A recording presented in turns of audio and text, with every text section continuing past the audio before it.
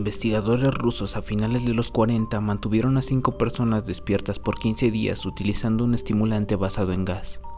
Los tuvieron encerrados en un ambiente sellado para monitorear cuidadosamente el uso de oxígeno, de manera que el gas no los matase debido a las altas concentraciones. Esto fue antes de que existiera el circuito cerrado, por lo que tuvieron que usar micrófonos y ventanas con grosor de 5 pulgadas para observar a los sujetos. El cuarto estaba lleno de libros, cobijas para dormir, pero ninguna cama, agua corriente, baño y la suficiente cantidad de comida para que los 5 sobrevivieran por un mes.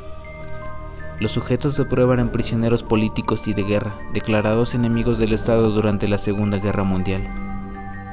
Todo estuvo bien por los primeros 5 días.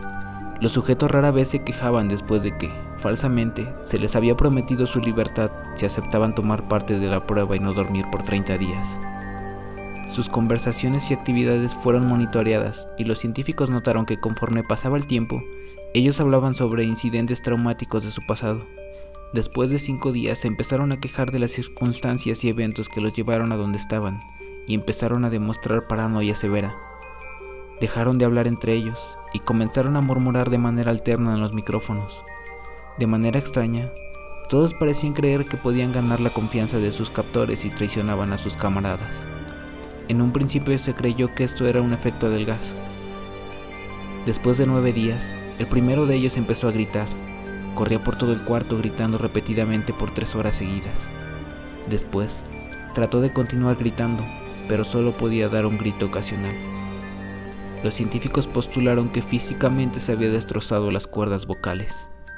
La parte más sorprendente de este comportamiento fue cómo sus compañeros reaccionaron a esto, o mejor dicho, cómo no reaccionaron. Continuaban murmurando en los micrófonos hasta que el segundo de los prisioneros comenzó a gritar. 2 de los prisioneros que no gritaban tomaron los libros y llenaron página tras página de sus propias heces, y de manera calmada los pusieron sobre la ventana del cuarto. Los gritos cesaron de repente, al igual que los murmullos de los micrófonos. Pasaron otros 3 días. Los investigadores checaban los micrófonos constantemente para asegurarse de que trabajaban, porque creían que era imposible no escuchar sonidos con 5 personas dentro. El consumo de oxígeno indicaba que los 5 debían seguir vivos. De hecho, el consumo de oxígeno era necesario para 5 personas que hacían ejercicio extenuante. En la mañana del 14º día, los investigadores hicieron algo que no debían hacer para llamar la atención de los prisioneros. Utilizaron el intercom dentro del cuarto, esperando provocar respuestas de los prisioneros, pues temían que estuviesen muertos o en estado vegetal. Anunciaron: abriremos el cuarto para probar los micrófonos. Aléjense de las puertas y acuéstense con las manos atrás en el piso o se les disparará. Se le otorgará la libertad a uno de ustedes si obedecen.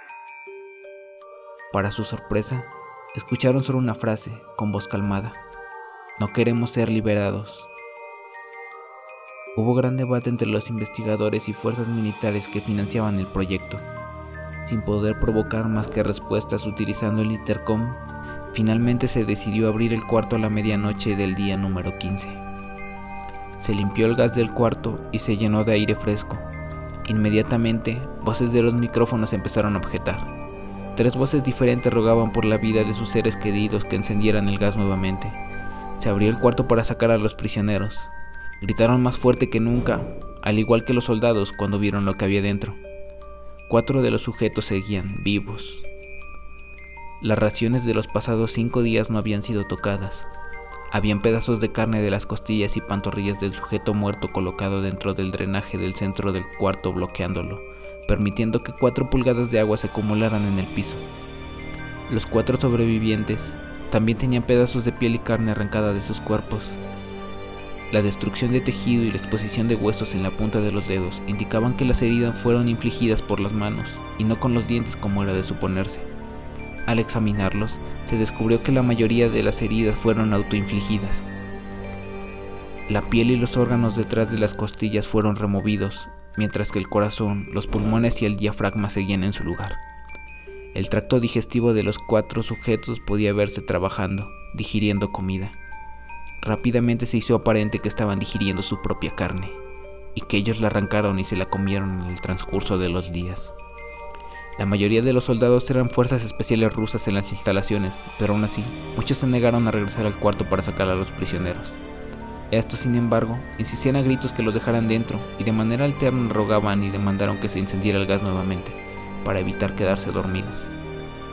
Para sorpresa de todos, los sujetos pusieron una resistencia feroz durante la extracción. Un soldado ruso falleció cuando un sujeto le mordió el cuello. Otro fue gravemente herido cuando otro de los prisioneros le mordió la arteria femoral y los testículos. Otros 5 soldados perdieron la vida, si se cuentan aquellos que se quitaron la vida en las semanas consecuentes al incidente. Durante la lucha, uno de los prisioneros dañó su vaso, sangrando de manera casi inmediata. Se intentó sedar al sujeto, pero fue imposible. Se le inyectó más de 10 veces la dosis humana de morfina, y aún así luchó como un animal rodeado, rompiendo las costillas y un brazo de un doctor. Se vio latir su corazón al máximo por 2 minutos completo, mientras se desangraba, y continuó gritando por más de 3 minutos, atacando a quien se le acercara, repitiendo la palabra más, una y otra vez, cada vez más débil, hasta que cayó en silencio. Los otros 3 sobrevivientes fueron inmovilizados fuertemente y llevados hacia las instalaciones médicas. 2 de ellos, con cuerdas y vocales intactas, demandaban continuamente más gas para permanecer despiertos. El más herido de los 3 fue llevado al único cuarto de cirugía que había en las instalaciones. En el proceso de su preparación para colocar nuevamente sus órganos en su lugar, se notó que el sujeto era totalmente inmune a los sedantes. Peleó furiosamente cuando el gas anestésico se le estaba colocando. Se necesitó un poco más de anestesia de la normal para sedarlo, pero al momento que sus ojos se cerraron, su corazón se detuvo. En la autopsia, se encontró que en su sangre había 3 veces la cantidad normal de oxígeno.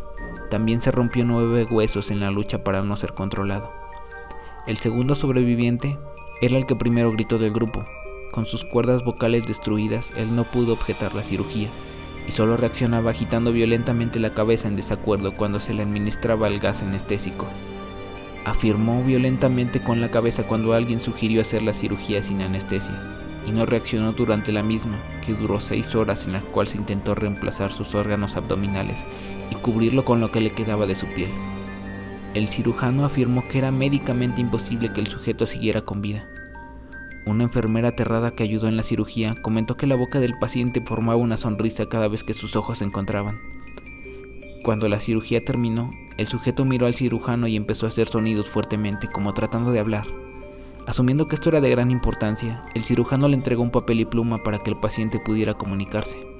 «Sigue cortando», escribió. Se le hizo la misma cirugía sin anestesia a los otros 2 sujetos. Se les tuvo que inyectar un paralítico, pues ellos reían constantemente y le era imposible realizar la operación al cirujano. Una vez paralizados, solo podían interactuar con sus ojos. En el momento en que pudieron hablar nuevamente, exigieron una vez más el gas estimulante. Los investigadores trataron de averiguar por qué se lastimaron de esa forma a sí mismos y por qué querían el gas nuevamente. La única respuesta fue: «Debo permanecer despierto». Se reforzó a los 3 sujetos y los devolvieron al cuarto para esperar su destino. Los investigadores, enfrentando la furia de sus benefactores militares por haber fallado las metas del proyecto, consideraron dar eutanasia a los prisioneros. El comandante, un ex KGB, vio potencial en el proyecto y en su lugar decidió ver qué pasaría si ponían el gas nuevamente. Los científicos se negaron rotundamente, pero al final tuvieron que aceptar. En preparación para ser sellados nuevamente en el cuarto, los prisioneros fueron conectados a un monitor EEG. Para sorpresa de todos, los 3 dejaron de pelear en el momento en que se dieron cuenta que los regresarían al gas. En este momento era obvio que los 3 estaban haciendo un gran esfuerzo por mantenerse despiertos. Uno de los prisioneros estaba murmurando una canción. El sujeto mudo peleaba con las ataduras de su piel como si tratara de enfocarse en algo. El último sujeto mantenía su cabeza en la almohada y parpadeaba rápidamente. Siendo este el primero al que se le puso el EEG, la mayoría de los investigadores monitoreaban sus ondas cerebrales con sorpresa. Eran normales la mayor parte del tiempo, aunque algunas veces aparecía una línea recta de manera inexplicable. Parecía que repetidamente sufría de muerte cerebral.